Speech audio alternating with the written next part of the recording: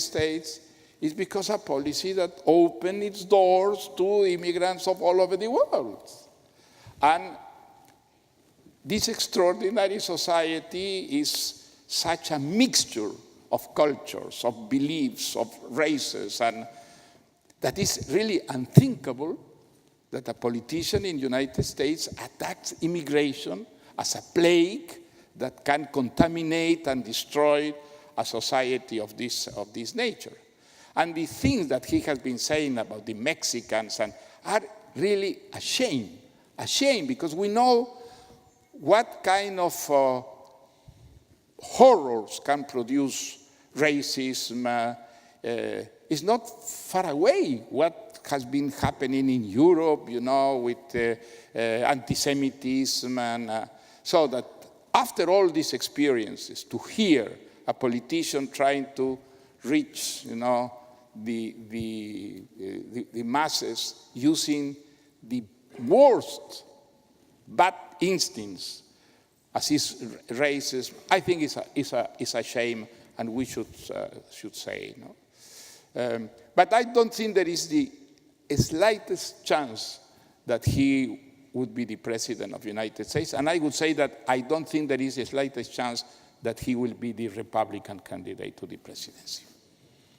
And how about Peru? Well, we have our Donald Trumps in Peru too, We have also our... Well, I'm asking you this because in Peru happens crazy things. Look, it's sad, because I think Peru, since the year 2000, that is when the last dictatorship that we had fall down, we have been enjoying a real democracy. At least in political terms, free elections, free expression, press totally free, freedom of political parties, and the country has been progressing. In economic terms, we are much better than we were in the past, and of course the inequalities are still enormous. The opportunities are not the same if you are born in a certain section of society or in other. So there are many deficiencies that we should correct. But in political terms, it's extremely dangerous that the daughter of the last dictator that we had, Keiko Fujimori, is a candidate and is the most popular candidate until now. So would be so blind, the Peruvians, to elect in the next elections the daughter of a tyrant, very corrupt, and a real criminal that is purging 25 years of prison because the crimes that he committed? I don't know. I resist to believe something of the sort. But unfortunately, it's not impossible. I think in the last survey, she has 35% of the possibilities. Well, this is too large, too big. No? My hope is that my countrymen won't be so blind to commit this terrible mistake, the kind of mistake that has produced what is happening, for example, in Venezuela today, which is a real tragedy in Latin America. So who's the choice? Because I've heard that Donald Trump is advising Keiko Fujimori. No, I'm kidding. Well, if he is advising Keiko Fujimori has no chance. Well, that's wonderful. Yes, that's right. Do you think that, maybe Alan Garcia is out of the question because he's been president twice in Toledo, and all these things have been proven that they were corrupt? Do you think who will be your choice if you had to vote tomorrow? Well, until now, we don't know exactly who are all the candidates, but until now, I would say that the best choice is Kuczynski. Kuczynski is a technocrat, but he was a very efficient technocrat. He was an honest technocrat when he was in the government, and until now, my impression is that he is the best candidate. And how about the other countries in Latin America, especially Venezuela, Ecuador, Bolivia, that are having difficulties? Well, I think you are mentioning the populist regimes that have been following populist recipes, to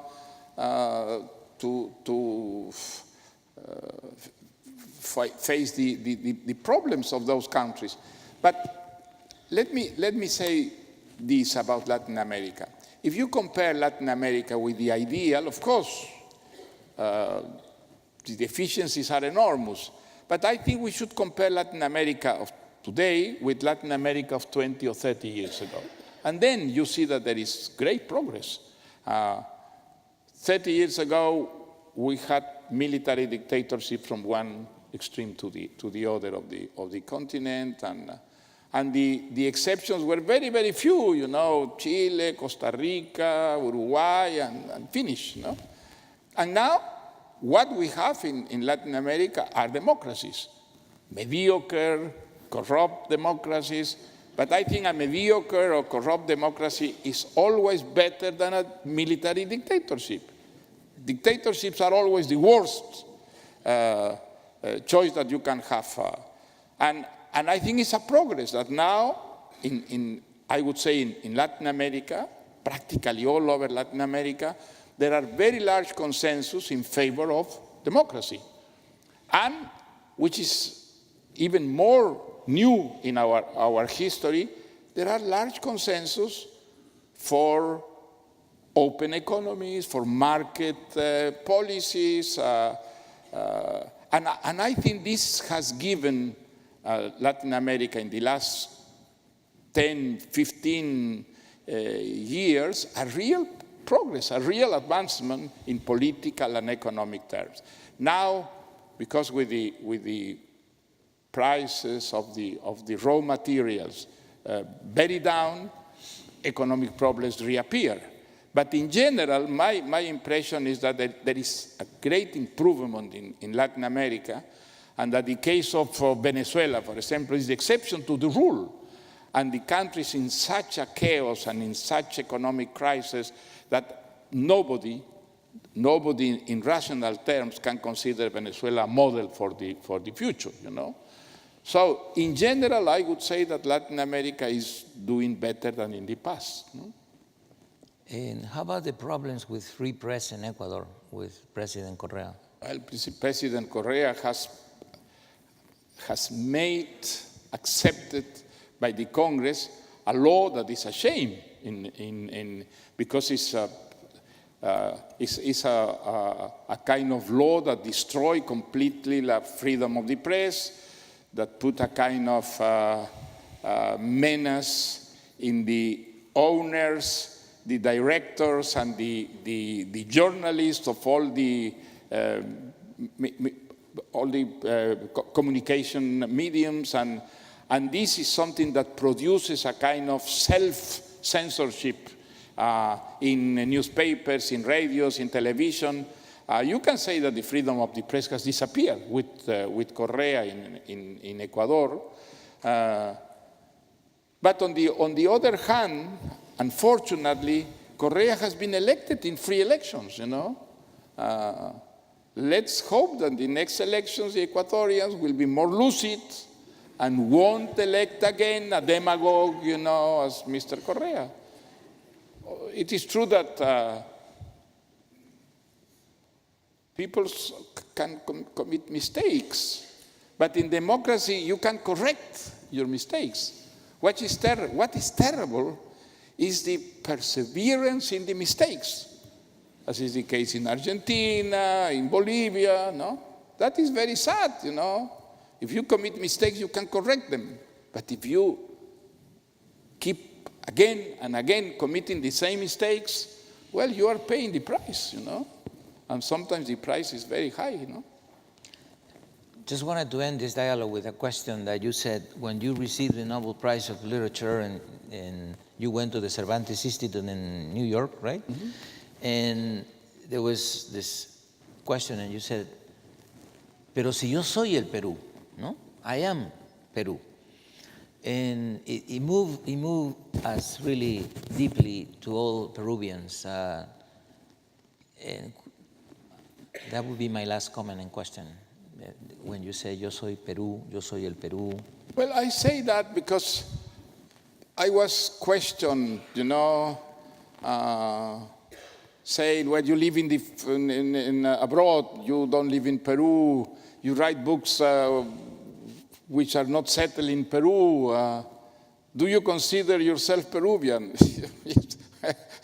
Well, I am Peruvian. I've been formed in Peru. I lived in Peru. These experiences of youth that are so important to form your personality. And so in this sense, I cannot deny it, something that is so essential to my personality, my psychology. But at the same time, I don't think that this kind of patriotism is something that has to be demonstrated, for example, when you write or when you paint or when you compose, if you are a musician. I think this is ridiculous, Borges wrote a marvelous essay about this, and I would like to repeat, what he said, El escritor argentino y la tradición, the Argentine writer and the tradition. If you are Argentine, as I am Peruvian, what do you do when you write? Expresses in a way something that comes not only from you, but also from the country that formed you, no? But this should not be in any way a limitation of your freedom. It's very, very important that to preserve, to keep your freedom, always, And sometimes your freedom makes you very critical of your own country. And sometimes you are much more critical with your country than with other countries because you feel more deeply and you are more hurt in your personality for what happened in your country. So people who uses this kind of accusation say, why, if you are Peruvian, don't write only about Peru, have a very distorted idea of what is to be a writer or what is to be an artist or a thinker. And this distortion comes with the way in which they subordinate this freedom that is essential, not only for artists, for individuals in general, in their relationship with their own country. I think this freedom is something that should be preserved by the individual towards everything, including his own country. And this makes, this can produce a situation in which you can be very, very critical of your own country without acting as a traitor. On the contrary, I think it's the major demonstration of a real patriotism not to be blind by this kind of very naive way of understanding the idea of patriotism. So I feel myself Peruvian, of course, but first of all, I am a free man, a free writer, and I write with total freedom. If this helps my country, it's wonderful. If this is something that can hurt in a way my country, I will keep doing it, because I am, first of all, a free man. Thank you. Thank you very much. Muy bien. Thank you. Thank you. Thank you.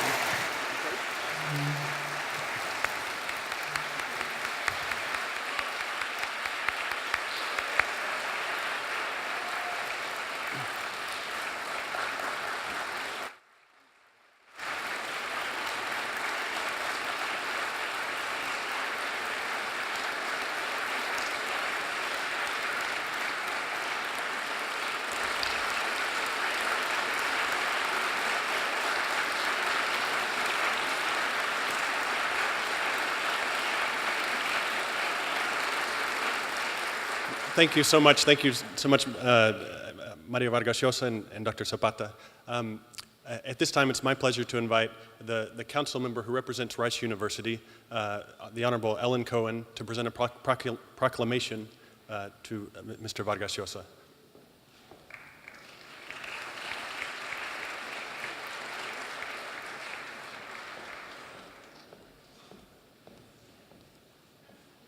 Thank you. Wasn't that wonderful? Absolutely wonderful.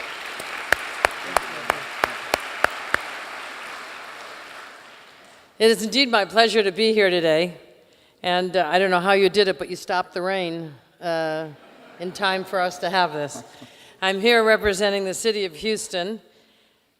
And I have a proclamation which reads, I, Ellen Cohen, on behalf of Mayor Anise Parker, the mayor of the city of Houston, hereby take pleasure in appointing you an honorary citizen of the city of Houston, Texas, in recognition of the outstanding success you have achieved in your vocation and an appreciation of the valuable contributions you have made and are making through unselfish public service for the benefit and welfare of humanity. Furthermore, as a token of high esteem, the mayor has selected you to serve as a goodwill ambassador of this city with full power and authority to inform others of the genuine hospitality and friendly atmosphere that prevail in Houston and of the many advantages and unlimited opportunities that our great city has to offer. And I am pleased to present you with a lapel pin. May I pin it on you? Yes, please. Unfortunately, this does not entitle you to vote on Tuesday.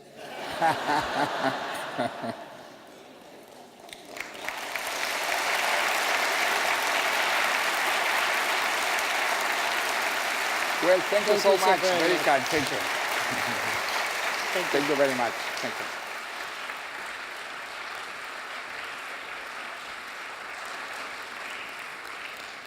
And now I invite Dr. Elizabeth Quila, the president of Casa Cultural de las Américas, who will give closing remarks for the Literary Festival. En este momento le invito a la doctora Elizabeth Quila, que va a dar unos comentarios de clausura para este evento. La doctora Sara Padua va a hacer una traducción de sus comentarios.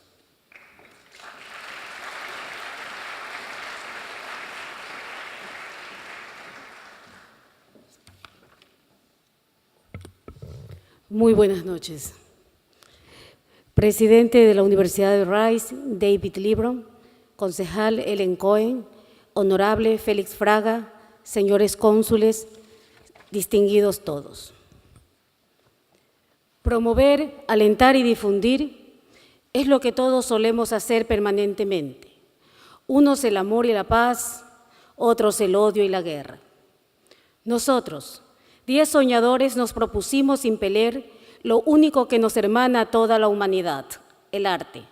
Esas manifestaciones sin espacio ni tiempo palpable, pero enraizadas e imperecederas en la historia de nuestros pueblos.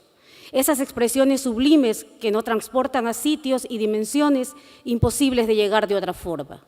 Así, este proyecto, Casa Cultural de las Américas, germinado en mí, apadrinado por Nelly Moyano Fraga, se convierte en un ser solo y únicamente gracias a la fuerza, capacidad y entrega de sus padres adoptivos. Es gracias a Mauricio, mi compañero, mi amigo, mi todo, Mónica, Ludi, Miguel Ángel, Kenia, Deney, Sara, Yomaira y Silvia, que es posible poner esto en escena. Así como gracias al apoyo, confianza y auspicio de entidades y firmas que han creído en nosotros desde el principio. Sobre todo, nuestro agradecimiento a Rice University, a su maravilloso equipo, a la persona de David Medina, quien hace 3 años exactamente, cuando apenas comenzábamos a caminar, creyó en nosotros, nos dio la mano y nos abrió las puertas a la majestuosidad de lo que hoy disfrutamos.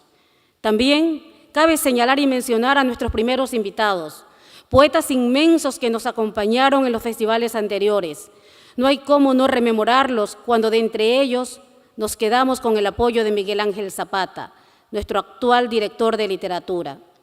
Fue este lujoso abanico de grandes hacedores de palabras y sentimientos lo que nos impulsó y posicionó en lo que hoy por hoy representamos, culturalmente hablando, en la ciudad espacial.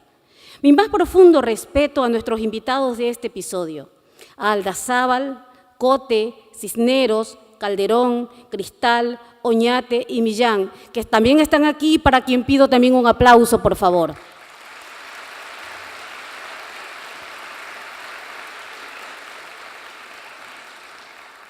Millán, a quien le tomo prestada su alfombra mágica y me remonto sobre este escenario para aplaudirlos por acompañarnos y apoyarnos en estos 2 días de festival.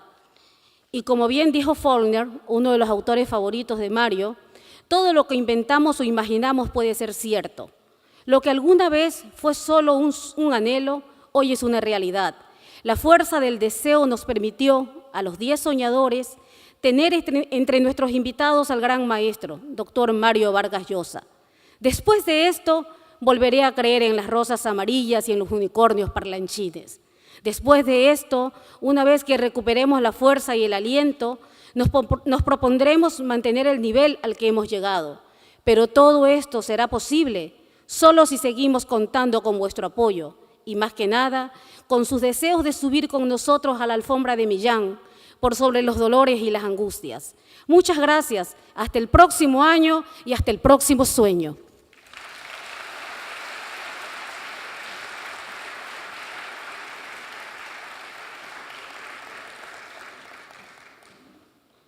We all strive to promote, to encourage, to radiate or defend throughout our lifetimes.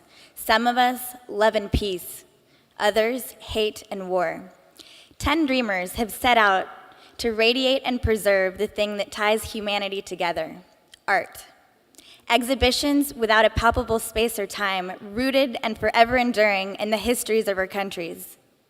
Sublime expressions that transport us to places and dimensions impossible to reach otherwise. With this vision, I founded Casa Cultural de las Américas, sponsored by Nelly Moyano Fraga, which came to life thanks to the strength, capacity, and commitment of its loyal guardians. It is thanks to Mauricio, my companion, friend, my everything, Mónica, Ludi, Miguel Ángel, Kenya, Danae, Sara, Yomaira, and Sylvia that this was possible. It is also thanks to the support, trust, and sponsorship of organizations and companies that have believed in us from the very beginning. Above all, our gratitude is with Rice University, its marvelous team, and David Medina, who 3 years ago, when we were just beginning to walk, believed in us, held our hand, and opened the doors to the majestic fruits that we enjoy today. I would also like to recognize our very first guests, the renowned poets who accompanied us at the previous festivals. Among them, we cherish the support of Miguel Ángel Zapata.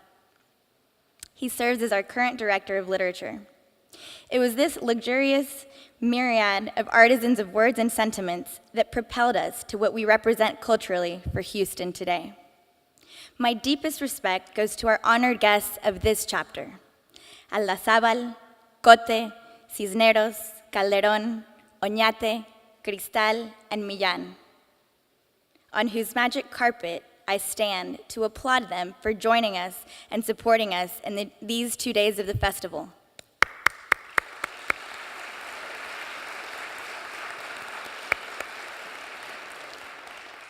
And as Faulkner believed, Faulkner was one of Mario Vargas Llosa's favorite authors, everything we invent or imagine can come true. What once was only a dream, today is a reality. The strength of desire allowed the 10 dreamers to host among our honored guests the great master, Dr. Mario Vargas Llosa. After this, I will once again believe in yellow roses and talking unicorns.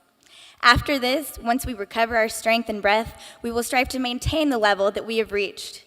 But all this will be possible only if we can count on your support, and above all, on your desire to soar with us atop Millán's magic carpet, far above any pain or anguish. Thank you. Until next year, until the following dream.